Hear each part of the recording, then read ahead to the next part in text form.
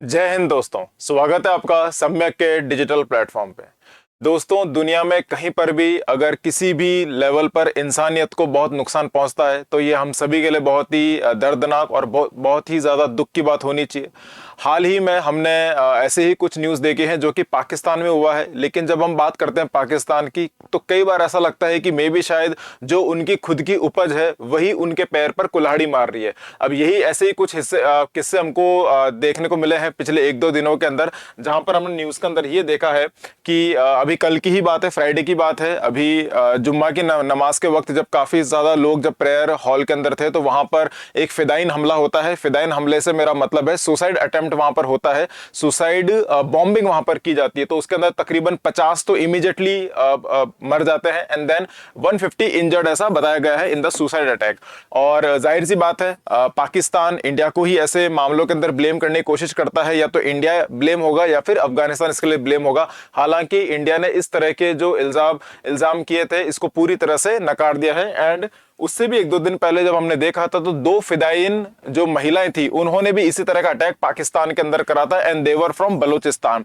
अब देखने वाली बात इसमें यह है कि जो दो महिलाएं थी वो बलोच थी एंड वो काफी पढ़ी लिखी थी, लर्नेड विमेन थी, और उन्होंने बहुत ही मुस्कुराहट के साथ और बहुत ही ज्यादा प्लानिंग के साथ, स्ट्रेटजी के साथ जब उन्होंने इस तरह का अटैक किया, इस तरह का अटैक प्लान करा और उसको फाइनली इंप्लीमेंट किया, तो उनके चेहरे पर किसी तरह का रिग्रेट नहीं था। उनके चेहरे पर एक मुस्कुराहट ये थी कि हम कभी भी ना तो पाकिस्तान के गुलाम थे या ना ही कभी पाकिस्तान के गुलाम रहने वाले हैं। तो अब मेन इशू ये आ जाता है, अभी हमारे लिए समझने की बात ये आ जाती है कि बलूचिस्तान और पाकिस्तान का पूरा डायनामिक्स है क्या, इनके पीछे ऐतिहासिक लेवल पर ऐसी क्या बातें रह गई थी, ऐसी क्या शिकायतें रह गई थी, ऐसे क्या धोखाधड़ी के किस्से जो हमने सुने थे, ऐसा क्या था, वो सारी बातें हम आज के लेक्चर में सुनेंगे। तो बहुत ही ज्यादा इंटरेस्टिंग टॉपिक होने वाला है, बिकॉज आज हम न ही सिर्फ बलूचिस्तान पाकिस्तान की बात करेंगे, इनफैक्ट ये भी डिस्कस करेंगे कि किस तरह से इस पूरे इशू के अंदर अफगानिस्तान इन्वॉल्व है, इंडिया और चाइना का क्या स्टेक है, यूएसए किस तरह से देखता है, और सबसे बाद में रशिया का इन सब के ऊपर क्या लुकआउट रहता है। तो ये सारी बात हम डिस्कस करेंगे, जिसमें रेयर अर्थ एलिमेंट की बात भी आएगी, जिसको लेकर अमेरिका काफी ज्यादा विजिलेंट रहता है। जहां पर भी अगर रेयर अर्थ एलिमेंट दिखते हैं, तेल दिखता है, तो जाहिर सी बात है अमेरिका का इमीडिएट इंटरेस्ट उसमें आ जाता है। ये पूरी सारी बातें हम इस लेक्चर में डिस्कस करेंगे, सो प्लीज एंड तक बने रहिएगा। So these were some of the important news. अब एक्चुअली क्या हो रहा है कि जो अभी डेवलपमेंट हो रहे हैं इसमें हमको ये देखने की जरूरत है कि कई ऐसे आर्टिकल देखे गए हैं कि धीरे धीरे बलूचिस्तान एक्चुअल में पाकिस्तान की हाथ से निकला जा चुका है।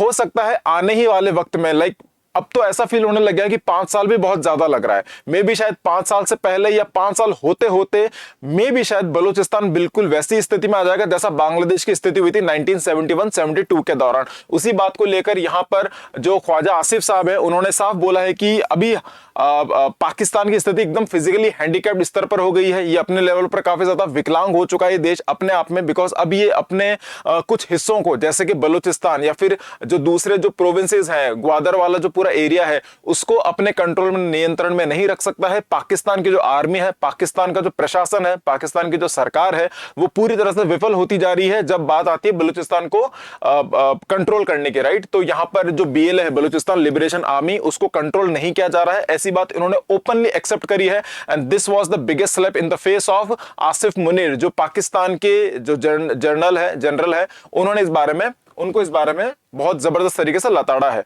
नाउ अगर हम बात करें ऑपरेशन हैरोफ की, अब ये क्या है, बेसिकली बलूचिस्तान की तरफ से ऑपरेशंस किए जाते हैं और ये ऑपरेशंस के फेजेस होते हैं, ऑपरेशन हैरोफ 1, 2 एंड 3। अब अभी जो चल रहा था ये ऑपरेशन हैरोफ 2 था। ऐसा कहा जाता है कि अगर ऐसा माना जा रहा है काफी एक्सपर्ट्स के द्वारा कि ऑपरेशन हैरोफ अगर 3 आ गया तो उसका मतलब एक ही होगा, बलूचिस्तान की पूरी तरह से आजादी, राइट। तो पहले एक बार 1 हुआ था, इस बार जो फिदाइन हमले हुए हैं, सुसाइड बॉम्बिंग्स जो हुई है, वो हैरोफ 2 के नाम से इस बार संबोधित किया जा रहा है, right. So operation Herof phase 2 enters 4th day as Balochistan rebels continue to fight against Pakistani army, right. Then BLA launches coordinated attack. अब सी ये कोई जरा सिंपल से अटैक्स नहीं हो रहे। नाउ व्हेन वी से कि जब भी कोई इंसर्जेंसी जब हो रही है, जब कोई भी हिस्सा अपने देश से नाराज है और वो जब मिलिटेंट बन जाता है और बहुत ही कोऑर्डिनेटेड तरीके से करता है, इसका मतलब है कि अब ये समस्या छोटी नहीं है। ये ऐसा नहीं कि लोन वुल्फ अटैक कर दिया है कि किसी कोई इंसान बहुत ज्यादा गुस्सा था प्रशासन से, पाकिस्तान की सरकार से, और फिर उन्होंने ऐसा हमला कर दिया। ये बिल्कुल उस तरह का नहीं था। इसको वेल कोऑर्डिनेशन के साथ, प्रॉपर स्ट्रेटेजी एंड प्लानिंग के साथ इंप्लीमेंट किया गया है, इसलिए ज्यादा घातक हो जाता है when it comes to Pakistan concern, right. Female फिदाइन spotlighted in BLA's operation Herof, right now. अब ऐसी भी कुछ पहले न्यूज आ रखी है जहां पर भारत बलूचिस्तान का क्रिकेट मैच कोऑर्डिनेट करने की बात की गई थी। Now of course I know it looks very funny, and जाहिर सी बात है अभी एट द प्रेजेंट लेवल ये काफी ज्यादा इम्प्रैक्टिकल भी है, बट ऐसे आर्टिकल्स आए हैं, ऐसे न्यूज आए हैं और ऐसे अटेम्प्ट भी बलूचिस्तान के खास लीडर्स के द्वारा किए गए हैं कि जहां जहां पे इंडिया पाकिस्तान के मैच होते हैं तो कभी कभी इंडिया उनको नकार देता है कि हम पाकिस्तान के साथ नहीं खेलेंगे, और कभी कभी पाकिस्तान भी कहता है कि हमको इंडिया के साथ नहीं खेलना है। अभी हाल ही में जो वर्ल्ड कप के लिए जो शेड्यूल बना था जिसमें इंडिया पाकिस्तान का मैच होने वाला था, तो उसमें पाकिस्तान ने मना कर दिया कि हमको नहीं खेलना है। सो द पॉइंट इज कि एट सच ओकेजन्स जहां पे बलूचिस्तान आगे से करता है कोशिश कि हम हमारे साथ मैच खेल लीजिए, हमारे साथ फ्रेंडली मैच खेल लीजिए, सो बलूचिस्तान बहुत ज्यादा इंडिया के साथ नजदीकी बढ़ाना चाह रहा है, और ऐसी भी चीजें पहले भी न्यूज में आ रही थी, राइट। ये 3-4 दिन पहले वही न्यूजों का वापस से रिपीटेशन हुआ था। नाउ इंपॉर्टेंट चीज ये है कि बलोच एम्बेसी की भी बात यहां पे की गई है। जो अभी बलूचिस्तान के जो खास लीडर्स हैं, अभी आपको आगे ढंग से उनके चेहरे सब कुछ बताऊंगा मैं, जो उनके वहां के खास लीडर्स हैं, उन्होंने कई बार इंडियन गवर्नमेंट से ये सिफारिश करी है कि आप पाकिस्तानी एम्बेसी को अगर आप एलिमिनेट कर रहे हो तो वहां पर आप बलूचिस्तान के एम्बेसी को जरूर लाओ, बिकॉज हम खुद को एक आजाद देश मानते हैं, हम पाकिस्तान के अंदर खुद को नहीं मानते हैं। लेकिन ऑफ कोर्स इंटरनेशनल लेवल पर, इंटरनेशनल पोडियम पर, प्लेटफॉर्म पर यूएनओ की तरफ से बलूचिस्तान को एक अलग से दर्जा नहीं दिया गया है, तो till then India can not invite Balochistan embassy, right. So of course, लेकिन ऐसे आर्टिकल छपे हैं और इस पर काफी ज्यादा मीम्स भी बने होंगे, आपने भी कई दफा सुने होंगे, कहते हैं कि पाकिस्तान अभी पेट से है, लाइक बलूचिस्तान कभी भी हो सकता है, राइट। चलिए now so of course Mir यार बलोच, जो इनके बहुत अभी के जो करंट लीडर हैं मीर यार बलोच, इन्होंने बहुत खुले लेवल पर बोला है, बहुत ही डिक्लेरेशन लेवल पर बोला है। ये उसी तरह का डिक्लेरेशन है जिस तरह का डिक्लेरेशन जब इंडिया ने करा था ब्रिटिश सरकार के रहते हुए 26 जनवरी को 1929 के समय, कि हम इंडिया की इंडिपेंडेंस को डिक्लेयर करते हैं 26 जनवरी, राइट। बहुत पहले, आजादी से तकरीबन 15-16 साल पहले। तो तब उसी तरह का डिक्लेरेशन इन्होंने यहां पर कर दिया कि हम खुद को लिबरेट मानते हैं, हम ना तो पाकिस्तान की सरकार के अधीन है, ना ही पाकिस्तान के सरकार की हम उनके किसी भी तरह के रूल्स रेगुलेशन को हम मानते हैं, right. So they urge India to allow embassy in Delhi. Now ये काफी ज्यादा दिखने में इम्प्रैक्टिकल लगता है, लेकिन ये जो सिनेरियो है ये ज्यादा दूर नहीं लग रहा है। एज आई सेड कि तकरीबन 5 साल या 5 साल के इर्द गिर्द ही चीजें होने की संभावना लग रही है। नाउ जब भी बात बलूचिस्तान की आती है तो जाहिर सी बात है कि पाकिस्तान अटैक करता है इंडिया को for obvious reason, right. Because Balochistan के साथ जो चीजें हिस्ट्री में हुई थी, मैं आपको अच्छे से पूरा समझाऊंगा कि इतिहास क्या था, हिस्ट्री क्या था, विल डिस्कस एवरीथिंग, राइट। कुछ भी मिस नहीं होने वाला आपके क्लास के अंदर। नाउ तो जब भी बलूचिस्तान का मुद्दा आता है तो जाहिर सी बात है इंडिया ही उस पर हाईलाइट होता है। जैसे जब भी कश्मीर का मुद्दा आएगा तो जाहिर सी बात है पाकिस्तान ही उस पर हाईलाइट होगा। ये उसी तरह का इशू अब बन चुका है। बट क्या हुआ था कि आजादी के बाद तकरीबन 60-70 साल तक इंडिया ने कभी बलूचिस्तान के अंदर खास इंटरेस्ट दिखाया नहीं था। बलूचिस्तान पाकिस्तान की हमेशा से कमजोरी बना हुआ था, अभी भी है, लेकिन इंडिया ने कभी भी पाकिस्तान की जो कमजोरी था उसका फायदा नहीं उठाया था। तो जिस तरह के अटैक्स, जिस तरह की जो प्रॉक्सी वॉर पाकिस्तान ने शुरू कर रखी थी इंडिया के अगेंस्ट रिगार्डिंग जम्मू कश्मीर, पंजाब के बहाने, जम्मू कश्मीर के बहाने, उस तरह का बहुत ही इनसेंसिटिव फायदा इंडिया ने नहीं उठाया पाकिस्तान के लिए। लेकिन हाल के जो कुछ ऐसे इंसिडेंट दिखते हैं तो जाहिर सी बात है इसमें डेफिनेटली इनडायरेक्ट कनेक्शन ऐसा लोग अज्यूम करते हैं। डेफिनेटली इसमें कोई लीगल एविडेंस विटनेस तो है नहीं, लेकिन इंडिया का रोल इसके अंदर अज्यूम किया जाता है, right. So in this way अब पाकिस्तान कई बार क्या चाहता है कि ये जो फ्रिक्शन है, ये जो छोटी छोटी जो टेंशन बनी हुई है इंडिया पाकिस्तान के बीच में, ये बनी रहे। See you need to understand one thing, Pakistan हमेशा कोशिश करेगा कि इंडिया के साथ वो टेंशन बनी रहे। इसी आधार पर पाकिस्तान हमेशा ये क्लेम करेगा अपनी आवाम, अपनी जनता के सामने कि इंडिया से हमें लगातार खतरा है। तो इंडिया से हमें कौन बचा सकता है? दैट इज पाकिस्तान की आर्मी, पाकिस्तान की आईएसआई। तो पाकिस्तान की आर्मी और पाकिस्तान की आईएसआई अगर पाकिस्तान के लोगों को भारत से बचा रही है तो जाहिर सी बात है ज्यादा फंड, ज्यादा बजट पाकिस्तान की आर्मी डिफेंस को ही जाएगा। और यही इनके पास सबसे मूल कारण है कि कभी कभी भी पाकिस्तान में डेमोक्रेसी आने का मतलब ही नहीं है, बिकॉज द मोमेंट पाकिस्तान में डेमोक्रेसी आएगी, पाकिस्तान की आर्मी कमजोर पड़ेगी, तो इंडिया कभी भी अटैक करके पाकिस्तान को कब्जा लेगा। अब ये जो डर की जो बनावट है, इस डर की वजह से पाकिस्तान खुद चाहता है कि उनका ये डर वो कायम रहे, और इसी की बदौलत उनकी आर्मी और उनकी जो ब्यूरोक्रेसी आईएसआई है उसको फंडिंग मिलती रहे। और इसी बदौलत आपने देखा होगा, like there had been, look at the level of investment जो पाकिस्तान के जनरल ये लोग करते हैं फॉरेन के अंदर। उनके बच्चे फॉरेन में पढ़ते हैं, अमेरिका इंग्लैंड वहां जाके पढ़ते हैं, और बड़ी बड़ी प्रॉपर्टीज वहां बना रखी बिकॉज ऑफ दिस डर। ये जो डर का माहौल उन्होंने क्रिएट कर रखा, राइट। चलिए, तो ये कहीं ना कहीं पाकिस्तान के लिए अपने आप में फायदा होता है जब जब वो इंडिया से ये जब युद्ध की वो करते हैं। नाउ अब हम जानेंगे थोड़ा सा इतिहास के बारे में।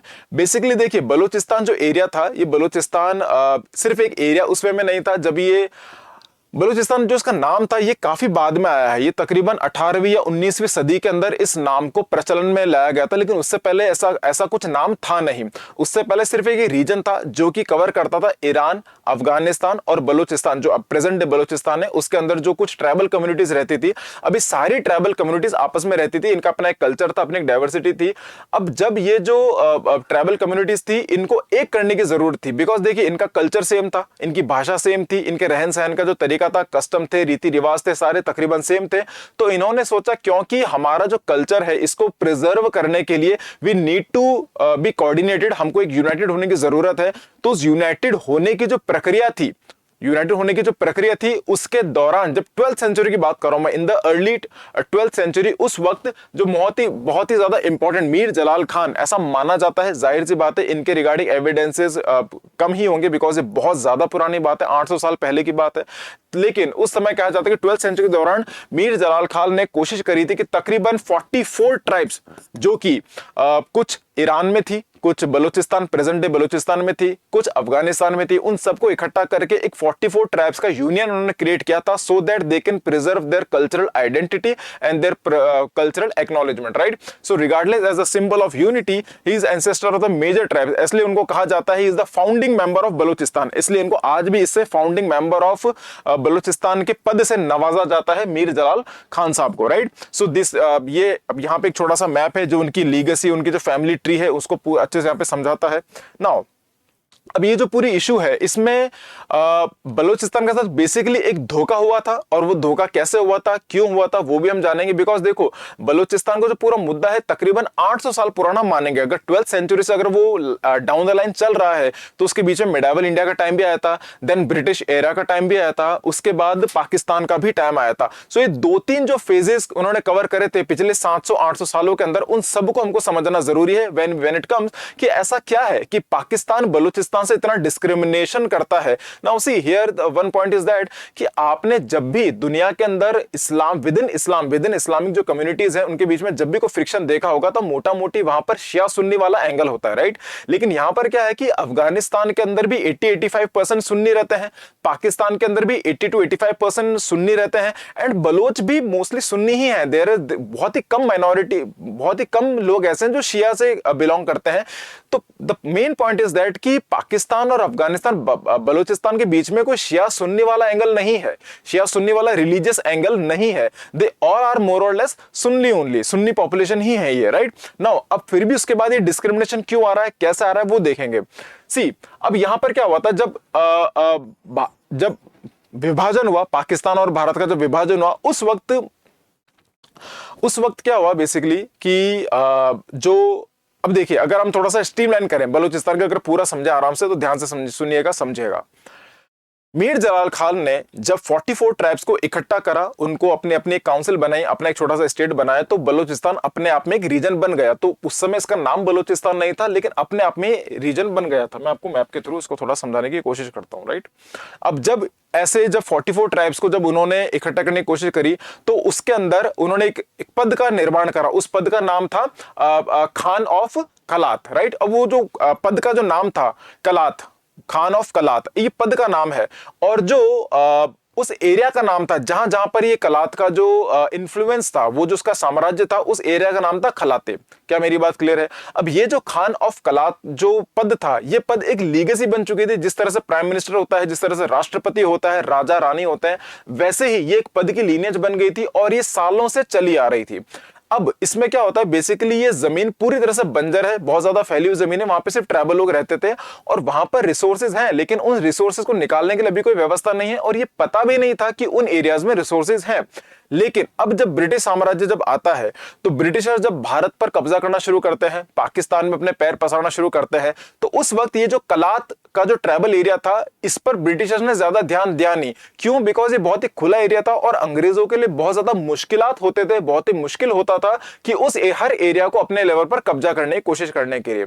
यहां पर एक मोटी बात आपको ध्यान में रखने वाली यह है कि जब ब्रिटिश इंडिया पाकिस्तान पे जब अपने पूरी तरह से जब अपना कोलोनाइजेशन पूरी तरह से फैला रहा था, अपना साम्राज्य फैला रहा था, अपने पैर पसार रहा था, उसी वक्त यूरोप के अंदर रशिया और इंग्लैंड के बीच में युद्ध हुए रहे थे। उसे द ग्रेट गेम कह के बोला जाता है, राइट? क्या? द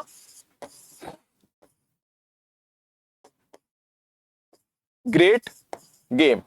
अब इस द ग्रेट गेम के तहत जब रशिया से इंग्लैंड को थोड़ा सा खतरा फील होता है, क्योंकि रशिया तब तक अफगानिस्तान तक पहुंच चुका था, तो अंग्रेजी सरकार यह सोचती है कि हमारे बीच में एक छोटा सा एक बफर स्टेट होने की जरूरत है। अगर हमारे बीच में छोटा सा बफर स्टेट रहेगा in the form of Afghanistan या फिर बलूचिस्तान, जो उस तरह का एरिया है, अब क्योंकि यहां पे ज्यादा उनको पता नहीं था कि यहाँ पे ज्यादा इंडस्ट्रियलाइजेशन करेंगे, इतना ज्यादा रिसोर्सेज था नहीं, इतनी फर्टाइल लैंड वहां पे थी नहीं, तो हम ज्यादा उसको तो इस्तेमाल करेंगे नहीं, लेकिन हम बलूचिस्तान और अफगानिस्तान के एरिया को एक बफर स्टेट बना देंगे ताकि रशिया यहां से इन्फिल्ट्रेट करे भी तो वो यहां तक पहुंच ना पाए। कहां तक? पाकिस्तान और भारत तक पहुंच ना पाए। तो रशिया को रोकने के लिए ब्रिटिश थोड़ा सा और आगे चले गए थे अफगानिस्तान, उसको बफर स्टेट बनाने के लिए। तो जब अंग्रेजी सरकार अपने सोल्जर्स को अफगानिस्तान भेजना चाह रही थी, उस वक्त बीच का जो रास्ता था वो रास्ता जा रहा था खान ऑफ कलात, ये इस एरिया से गुजर रहा था। उस वक्त अंग्रेजों ने लीज पर, किराए पर उनकी जमीन ली थी, जो एरिया बलूचिस्तान का एरिया है। अब मैं इस एरिया को बलूचिस्तान का नाम से बोलूंगा ताकि आपको कंफ्यूजन ना हो। तो जो खान ऑफ कलात का जो एरिया है, जो बलूचिस्तान का एरिया है, इसको लीज पर लिया था, इसको रेंट पर लिया था, किराए पर लिया था कि हमको अफगानिस्तान में जाने के लिए, उस एरिया को बफर बनाने के लिए we need to have your land, हमको आपकी जमीन से होकर गुजरने के लिए परमिशन चाहिए। तो उस वक्त कुछ ऐसे अग्रीमेंट साइन किए गए थे, कुछ परमिशन कैसे अग्रीमेंट साइन किए गए थे, लेकिन उन अग्रीमेंट्स में साफ तौर पर यह चीज मेंशन की गई थी कि बलूचिस्तान, जो खान ऑफ कलात का जो एरिया है, वो अंग्रेजी हुकूमत का हिस्सा नहीं है। इस बात को ध्यान में रखना है। तो जब अग्रीमेंट हुआ था, जो ट्रीटी ऑफ कलात, जो इस अग्रीमेंट हुआ था 1857 1875 इस तरह का, 1876 ऐसा कुछ ईयर था, I am not being sure, but 1876 ये जो अग्रीमेंट था, इस अग्रीमेंट के अंदर साफ तौर पर आर्टिकल 3 के अंदर यह बात मेंशन की गई थी कि ये जो पूरा खान ऑफ कलात है, ये अंग्रेजी हुकूमत का हिस्सा नहीं है। लेकिन जब भारत का विभाजन भारत पाकिस्तान में हुआ, तो उस वक्त पाकिस्तान ने बहुत ही धोखे के साथ इस अग्रीमेंट पर साइन करवा ली बाकी दूसरे कलात के साथ, और कलात को यह दिखा दिया कि आप अंग्रेजी हुकूमत के ही हिस्सा थे और आपको पाकिस्तान से ही जुड़ना पड़ेगा, बिकॉज भारत से वो ज्योग्राफिकल लेवल पर भी दूर था, एक लैंडलॉक्ड एरिया बन चुका था, राइट? तो अब ये चीज करने के लिए वहां पर थोड़ा धोखाधड़ी वाला एंगल आता है, वो हम जानेंगे धीरे धीरे आगे करके। नाउ अब इसके एरिया में हमने देखा था कि ये पूरा एरिया था ये पूरा पाकिस्तान है यहां पर। नाउ दिस इज बलूचिस्तान वाला area, right? This is the state of Balochistan. ये उस अग्रीमेंट की मैं बात कर रहा हूं, एज आई सेड कि 1876, राइट? मैंने यही साल बोला था। 1876 का जो अग्रीमेंट था, इसके अंदर जो आर्टिकल 3 था, उसमें ये अग्रीमेंट हुआ था अंग्रेजी हुकूमत और खान ऑफ कलात के बीच में कि हम आपकी जमीनें कुछ वक्त के लिए इस्तेमाल करेंगे, बिकॉज हमको अफगानिस्तान को एक बफर स्टेट करना है, बिकॉज हमको रशिया को वहां से आने से रोकना है, क्योंकि द ग्रेट गेम रशिया और इंग्लैंड के बीच में इस तरह का झड़प यूरोप के अंदर चल रही थी। तो ये उसी अग्रीमेंट की कॉपी है। यहां पर साफ लिखा गया है कि अंग्रेजी will respect the independence of Kalat and aid the Khan in case of need. तो हम इनकी मदद करते रहेंगे, लेकिन हम इनको आजाद ही मानेंगे।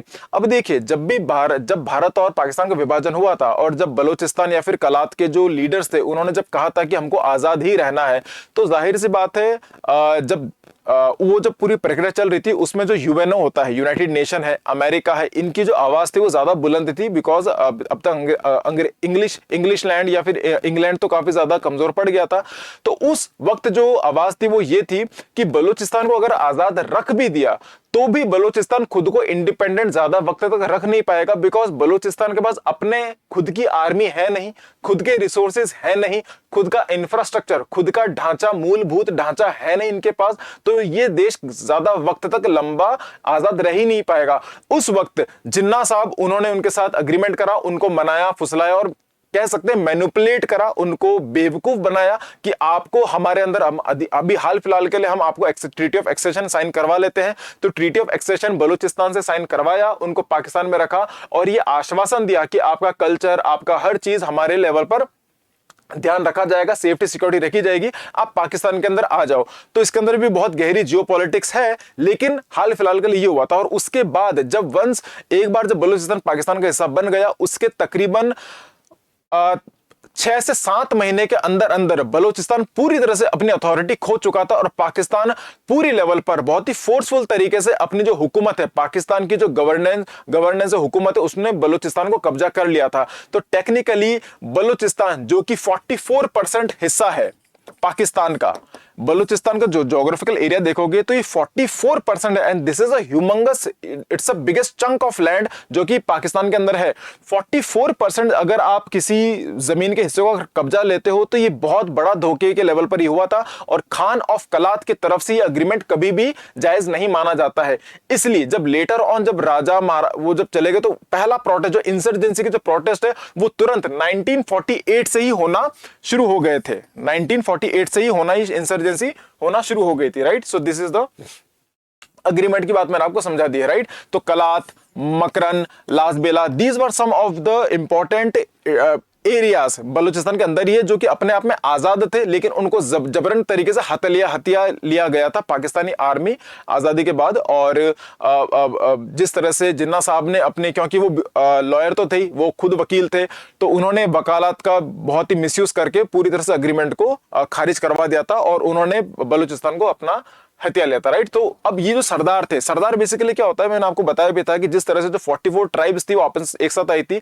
अब ये जो बलोच के जो कल्चर है, बलूचिस्तान का जो पूरा कल्चरल डाइवर्सिटी है, इनके बीच में एक चीज बहुत खास है कि ये अपने सरदार के प्रति बहुत ज्यादा लॉयल होते हैं, अपने सरदारों की बात मानते हैं। तो इनके लिए पाकिस्तान आर्मी क्या कहती है, पाकिस्तान सरकार क्या कहती है, वो इनके लिए इतना ज्यादा महत्वपूर्ण नहीं था, इतना ज्यादा तवज्जो उसको नहीं देते थे। वो उनके खुद के जो सरदार, उनके खुद के जो लोकल ट्राइबल लीडर्स हैं, वो उन्हीं का कहना मानते थे, उन्हीं के प्रति वो लॉयल रहते थे। तो एक तो ये चीज बहुत डिफरेंट है।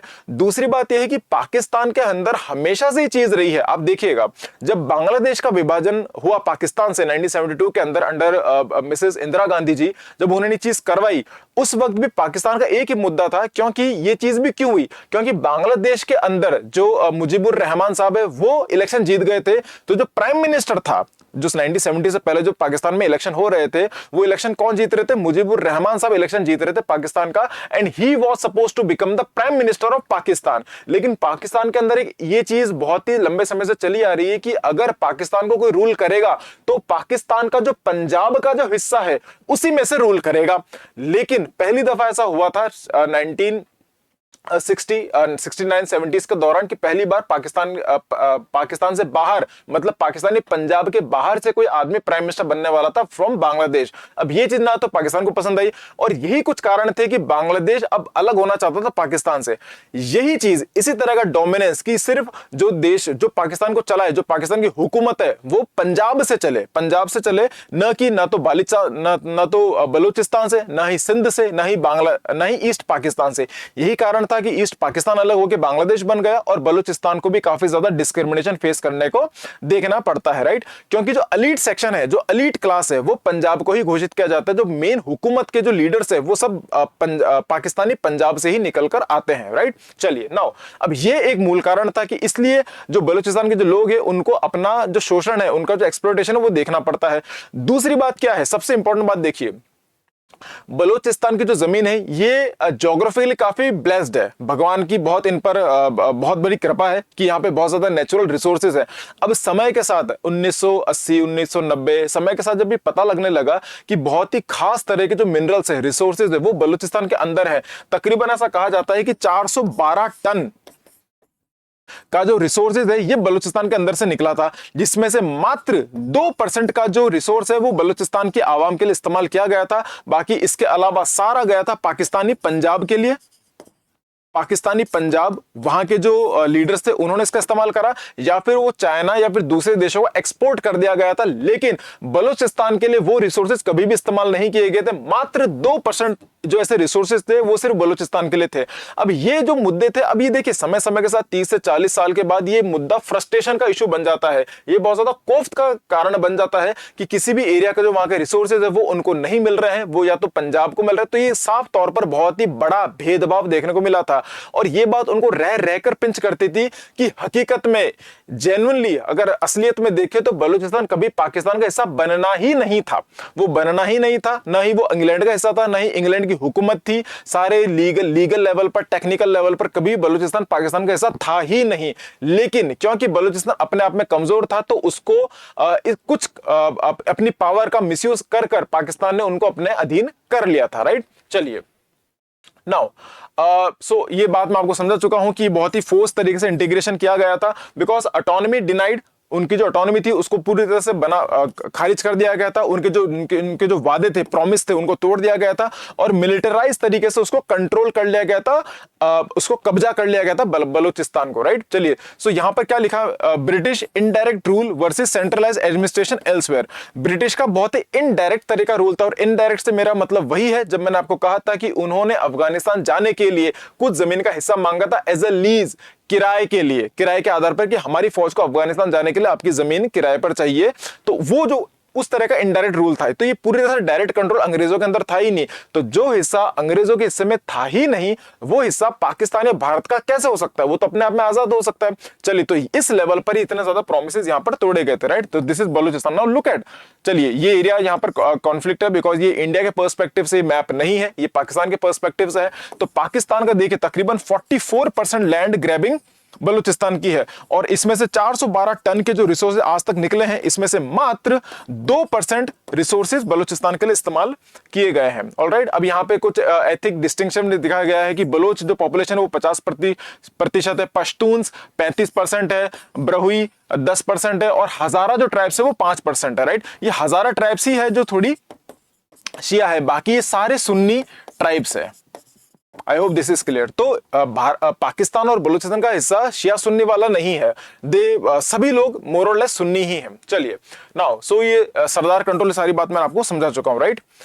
ऑल राइट, यस, ये बात मैंने आपको बता दी थी कि पंजाब डोमिनेटेड जो bureaucracy and Sindhi political elite है। तो पंजाब और सिंध का जो रीजन है, क्योंकि कराची सिंध रीजन में आता है और इस्लामाबाद पंजाब में आता है, तो मोरलेस पंजाब पूरे पाकिस्तान के अंदर 2-3 शहर ही हैं जो सबसे ज्यादा प्रचलित हैं। जैसे इस्लामाबाद हो गया जो कि पंजाब में आ गया, कराची जो कि सिंध एरिया में आ गया, और क्वेटा जो थोड़ा सा बलूचिस्तान के बॉर्डर पर आ गया। तो इन्हीं एरियाज का डेवलपमेंट हुआ है और इन्हीं एरियाज जो सारे रिसोर्सेज है वो यहीं के लोग इस्तेमाल करते हैं। ओके, नाउ पोस्ट पार्टीशन जो भी चीज हुई थी, ऑटोनॉमी उनको रिकॉग्नाइज नहीं किया गया था, मिलिट्री प्रेशर उन पर दबाव बना दिया था, वो बात मैंने आपको समझा दी है। तो प्रिंस अब्दुल करीम उन्होंने रिवोल्ट कर दिया था, कि ये चीज बहुत ही गलत हो रही बलूचिस्तान के साथ और हम अपने आप को आजाद घोषित करते हैं। तो पहली जो इंसर्जेंसी थी वो यहीं से शुरू हुई थी, किनके अंदर, अब्दुल करीम के द्वारा। ये एक बलोच लीडर थे। Now deep distrust between Baloch leaders and Islamabad. अब यहां पर जाहिर सी बात है, किसी भी देश की नींव एक विश्वास के आधार पर ही रखी जाती है। जब इस देश में विश्वास ही नहीं रहा, जब सारे प्रोमिसेस तोड़ दिए गए, जो अग्रीमेंट थे उनको नकार दिया गया, अग्रीमेंट्स की इज्जत ही नहीं की गई, तो जाहिर सी बात है यहां पर जो इंसर्जेंसीज है वो वक्त के साथ बढ़नी ही थी। जो लॉन्ग टर्म इंसर्जेंसीज थी उसका जन्म यहां से हुआ है। अब दूसरी बात है कि मीर यार खान ये है, राइट। जब भारत पाकिस्तान का जब विभाजन हुआ, बलूचिस्तान का जब पूरा मुद्दा उठ रहा था, उस वक्त ये थे Khan of Kalat. Khan of कलात एक पद का नाम है, उसमें ये मीर यार जो खान है ये उस वक्त वहां के लीडर थे, और इन्होंने इनके साथ अग्रीमेंट कर लिया था जिन्ना साहब के साथ। अब जिन्ना खुद वकील थे, तो जिन्ना ने इनकी वकालत कर ली कि मैं आपकी तरफ से अग्रीमेंट करता हूं। तो ये जब इनके वकील बन गए, उसके बाद वो पूरा मैच यहीं पर हार गए थे। अभी देखिए ये पूरी स्थिति यहां पर बलूचिस्तान की लिखी गई कि किस लेवल पर जो खान ऑफ कलात और रिपब्लिक ऑफ खनाते, राइट। जो खान ऑफ कलात तो पद का नाम है और खनाते उस एरिया का नाम है जहां पर खान ऑफ कलात सब रहते थे। ऑल राइट, नाउ ये ब्रीफ हिस्ट्री है 89 77। तो जब ये पीडीएफ में आपको शेयर करूंगा तो ऑफ कोर्स आप इसको बहुत अच्छे से जूम इन करके अच्छे से इसको देख लीजिएगा। ये पूरा टाइमलाइन यहां पर मैंने बहुत अच्छे से यहां पर समझा रखा है, right. So these were some of the possible merge of Baloch militant groups threat Pakistan and Chinese interest. अब चाइनीज इंटरेस्ट कैसे, क्योंकि देखो चाइना अपने बहुत बिलियंस एंड ट्रिलियंस पैसा फूंक चुका है CPEC, right, China Pakistan economic corridor, right. China Pakistan economic corridor के अंदर खूब सारा पैसा ऑलरेडी चाइना इन्वेस्ट कर चुका है। इन्वेस्ट नहीं बोलूंगा बिकॉज इन्वेस्टमेंट वो होता है जहां से आपको कुछ रिटर्न मिले, लेकिन अभी तक के लिए उसको खर्च कर चुका है। अब रिटर्न तो शायद न मिले, पता नहीं, भी नेवर नो। लेकिन Baloch people are making sure कि इस एरिया को, इस प्रोजेक्ट को कभी डेवलप ही ना होने दे। चाइना को पूरी तरह से परेशान कर दिया गया है। चाइना ने लिटरली अपने वहां के सब जितने भी जो डिप्लॉयड थे उन सबको कह दिया कि आप दोबारा से चाइना आ जाइए, बिकॉज आपकी लाइफ वहां पे सेफ नहीं है। बलोच लीडर्स, बलोच बीएलए वहां पर उस प्रोजेक्ट को इंप्लीमेंट होने ही नहीं दे रही है। तो ग्वादर पोर्ट जो कि चाइना हेल्प कर रहा था पाकिस्तान इंडिया को काउंटर करने के लिए, है ना, पाकिस्तान के अंदर बना रहा था, जो कि ग्वादर जो पोर्ट है, वो जो बंदरगाह है, वो कौन से एरिया में आता है? वो बलूचिस्तान के एरिया में आता है। चाइना उसको डेवलप करना चाह रहा था और बलोच लीडर्स ने ग्वादर पोर्ट को ही उड़ा दिया, उसी को ढंग से इंप्लीमेंट नहीं होने दे रहे। तो चाइना का जो इन्वेस्टमेंट पूरी तरह से वेस्ट में जा रहा है, राइट। तो सो this is the situation over here. All right, okay, ये सारी बात मैं आपको बता चुका हूँ, मिस्ट्रस्ट एंड एथनिसिटी वाली बात। अब ये जो डिस्क्रिमिनेशन मार्जिनलाइजेशन का फैक्टर है वो इसलिए बिकॉज एथनिकली बहुत डिफरेंट है, ये एथनिकली बहुत डिफरेंट थी, आपको बात बता चुका हूँ मैं ये सारी बातें, राइट। देन सीपीईसी प्रोजेक्ट ये पूरी तरह से खारिज कर रहे हैं। ग्वादर पोर्ट इसको डिस्ट्रॉय कर दिया है बलोच, जो बलोच के जो लीडर्स हैं उन्होंने, बिकॉज उनको चाइना का इन्फ्लुएंस यहां से खत्म करना है, राइट। ऑल राइट, सो अब ये कुछ ऐसे सब्सिक्वेंट इंसर्जेंसीज का एग्जांपल है। तो 58-59 के अंदर बहुत मेजर इंसर्जेंसी हुई थी अंडर अयूब खान। उस समय अयूब खान थे इंडियन पाकिस्तानी आर्मी के जनरल अयूब खान थे। उसके बाद 62-63 के अंदर दोबारा से ऐसी इंसर्जेंसीज की गई थी, 73, 77, 2004 बीएलएफ, राइट। उसके बाद ये एक पैटर्न बन गया था कि centralization, militarization, resource exploitation and recurring rebellion. ये पूरी तरह से अब तकरीबन पिछले 30 से 40 साल तक बलूचिस्तान बहुत ही अस्थायी, बहुत ही इनस्टेबल रीजन बन गया है पाकिस्तान का, और पाकिस्तान के शरीर पर एक नासूर की तरह ये बन के निकल चुका है। तो Pakistan literally now have absolutely zero control, या फिर बहुत ही ज्यादा कम कंट्रोल रह गया है बलूचिस्तान को कंट्रोल करने के लिए। ऑल राइट, देन रिसोर्सेज की बात मैं कर चुका हूं। यहाँ पे नेचुरल गैस के रिसोर्स 50% के भंडार बलूचिस्तान के अंदर हैं, राइट। लेकिन फिर भी ये रीजन सबसे ज्यादा गरीब है, सबसे ज्यादा रिसोर्सेज भी यहाँ पर है, लेकिन सबसे ज्यादा गरीब भी यही है। तो बलूचिस्तान पैराडॉक्स क्या है? तो rich in resources but poor in development. Balochistan में डेवलपमेंट होता नहीं है बिकॉज एज आई सेड कि जो भी रिसोर्सेज बलूचिस्तान में निकलते थे वो रिसोर्सेज बलूचिस्तान में इस्तेमाल ही नहीं होते थे, right. USA to invest $1.3 billion in Pakistan insurgency hit Balochistan to mine gold. अब यहां पर सोने के भंडार भी मिले हैं, देख लीजिए। रेयर अर्थ एलिमेंट्स, सोना, चांदी, इस तरह के जो लिथियम, ये सब चीजें। अच्छा, अफगानिस्तान और बलूचिस्तान के बीच का जो कॉमन जो एरिया है वहां पे लिथियम के बहुत बड़े भंडार मिले हुए हैं। Now all of us know कि lithium is the power source for all the batteries के लिए इस्तेमाल किया जाता है। इस रिसोर्स को लिथियम आयन बैटरीज होती हैं, और बैटरीज का ही आने वाला जमाना है। जब हम सोलर पैनल्स की बात करते हैं, इलेक्ट्रिक व्हीकल्स की बात करते हैं, तो future is entirely for scholars and batteries, right. तो लिथियम वहां पे बना है, और यहां पर जब सोना ये भी मिला है, नेचुरल गैस बलूचिस्तान मिली है। सीपीईसी का कॉरिडोर है, इसको काउंटर यूएसए करना चाहता है बिकॉज सीपीईसी के थ्रू चाइना अपने पैर पसारना चाहता है बलूचिस्तान वाले रीजन के अंदर, और अमेरिका उसको काउंटर करना चाहता है। तो अमेरिका ने अपने इन्वेस्टमेंट यहाँ पे करना शुरू कर दिया है। अभी आप देखिए, अभी हाल ही में नाउ तो बलूचिस्तान ये जो पूरा एरिया है ये बहुत ही जियोपॉलिटिकली इंपॉर्टेंट एरिया है, बिकॉज ये ग्वादर पोर्ट यहाँ पर है। ध्यान से समझेगा इस बात को। चाइना, अब देखिए again this map over here from the Pakistan and Chinese perspective. अब ये जो एरिया है, चाइना चाहता है कि हम यहाँ से जो हमारा सीपेक जा रहा है, हमारे यहाँ से पाकिस्तान लाहौर से होके, इस्लामाबाद से होके, फिर कराची और ये ग्वादर के अंदर जाएगा। ये सीपेक बनाना चाह रहा है चाइना यहाँ पर। इंडिया इसको काउंटर करना चाहता है। क्यों? तो क्योंकि जहाँ पे एक तो ये तो इंडिया की सोवरेनिटी को सबसे बड़ा खतरा है कि हमारी धरती से बिना हमारी परमिशन कैसे जा सकते हो, बिकॉज इंडिया के अकॉर्डिंग ये भी, मतलब हमारे अकॉर्डिंग ये पीओके है, तो ये हमारा ही एरिया, लेकिन हाल फिलहाल के लिए पाकिस्तान इसको अपना कब्जा कर रखा है इसके ऊपर। ग्वादर जो कि बलूचिस्तान में आता है, बलूचिस्तान के लोग खुद ग्वादर को तोड़ना चाह रहे हैं, ग्वादर पोर्ट को, राइट। तो ये एंगल यहां पर आ गया। यूएसए नहीं चाहता कि चाइना के जो पैर है वो बलूचिस्तान तक फैले, बिकॉज यहाँ पर नेचुरल गैस है, सोने के भंडार है, लिथियम आयन बैटरीज है, कई तरह के रेयर अर्थ मिनरल्स भी यहाँ पर मिल रहे हैं। तो यूएसए यहाँ पर अपने पैर पसारना चाह रहा है, इसलिए यहाँ पर भी उन्होंने इन्वेस्ट करना शुरू कर दिया है, राइट। चलिए, now this is the news. देखिए यहाँ पे आसिफ मुनीर और ये लोग हैं जो रेयर अर्थ एलिमेंट्स बता रहे हैं ट्रम्प साहब देख रहे हैं, देखो कितना बढ़िया चीज और सारी बातें चल रही हैं यहाँ पे, लेकिन बहुत ही मतलब स्टूपिड से मतलब इंटरेस्ट है, मतलब कोई ज्यादा इनका लॉन्ग टर्म रिलेशन नहीं है, बहुत ही स्वार्थ भर इनके इंटरेस्ट है, ये जो कि ये भी स्टेबल इतने ज्यादा नहीं है। तो कॉपर, स्कैंडियम, लीड, जिंक, है ना, क्रोमाइट, मार्बल, ग्रेनाइट, मोलिब्डेनम, तो ये सारे जो रिसोर्सेज है वो यहाँ पे देखिए बलूचिस्तान के अंदर कितना मैक्सिमम लेवल पर यहाँ पर अवेलेबल हो रहा है। Okay, all right. तो with eyes on Balochistan critical mineral, US commits इतना जो पैसा है वो पाकिस्तान में लगाना चाह रहा है, लेकिन बलूचिस्तान अपने आप में अनस्टेबल है। अब इसके अंदर जो हम खास बात देखेंगे, हम जो एक पर्सपेक्टिव, एक जियोपॉलिटिकल जो पॉलिटिक्स है, हम इसको समझने की कोशिश करेंगे। ध्यान से देखना, आराम से समझना। अब ये जो पूरा जो जियोपॉलिटिकल स्टेक होल्डर्स कौन कौन है बलूचिस्तान के अंदर, अगर हम इसको बहुत ध्यान से समझें, इसके अंदर देखिए फर्स्ट ऑफ ऑल, अब देखिए अगर पूरा मुद्दा अगर हम इंडिया के पर्सपेक्टिव से देखें, यहां पर अगर हम पूरा मुद्दा इंडिया और पाकिस्तान के पर्सपेक्टिव से देखें यहां पर, तो पहली बात, इंडिया और पाकिस्तान आपस में इनके रिश्ते अच्छे नहीं है। उसके बाद यहां पर आ गया अफगानिस्तान और यहां पर आ गया बलूचिस्तान, राइट।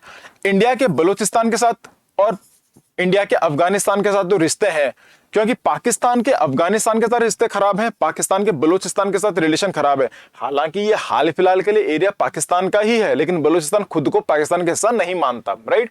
अब जब इनके रिश्ते यहां पर खराब है, तो इंडिया ने अपने रिश्ते इनसे स्ट्रॉन्ग करना चाह रहा है, बलूचिस्तान से और इससे। दूसरी बात है, पाकिस्तान को जो सबसे बड़ा सपोर्ट है वो किससे आ रहा है? चाइना से आ रहा है, राइट। किसके वे में? पहली बात तो यह है कि चाइना पाकिस्तान के थ्रू यहां पर सीपैक कॉरिडोर बनाना चाह रहा है, तो ताकि इनके लिए रेवेन्यू जनरेट कर सके, इजंट इट, रेवेन्यू जनरेट कर सके। सीपैक कॉरिडोर है और यहां पर ये ग्वादर पोर्ट बनाना चाह रहा है। अब ग्वादर पोर्ट को क्योंकि चाइना इंडिया बलूचिस्तान के अंदर ग्वादर पोर्ट बना रहा था, उसी को काउंटर करने के लिए इंडिया ने चाबहार पोर्ट, ध्यान से देखिएगा इसको, चाबहार पोर्ट को बनाया, जो कि ईरान के अंदर है। क्या मेरी बात क्लियर है? लेकिन यूएसए नहीं चाहता कि इंडिया चाबहार पोर्ट का इस्तेमाल करे, तो ईरान पर सैंक्शन लगे हुए हैं। किसके? यूएसए के। और इंडिया के अभी तक यूएसए के साथ रिलेशन अच्छे हैं, मतलब हम इसको खराब नहीं बोलेंगे, बेकार नहीं बोलेंगे, एक प्रोडक्टिव रिलेशन की तरफ जा रहे हैं दोनों देश आपस में, राइट। जब ये दोनों साथ में जा रहे हैं और यूएसए ईरान पर सैंक्शन लगा चुका है, तो इसी कारण से इंडिया तो चाबहार को इस्तेमाल नहीं कर सकता। चाबहार पोर्ट पर अभी मैंने आपको बताया भी था कि बजट के अंदर चाबहार पोर्ट को इस बार 0 फंडिंग दी है, ये पहली बार हुआ है 10 साल के अंदर, मेजर डेवलपमेंट है।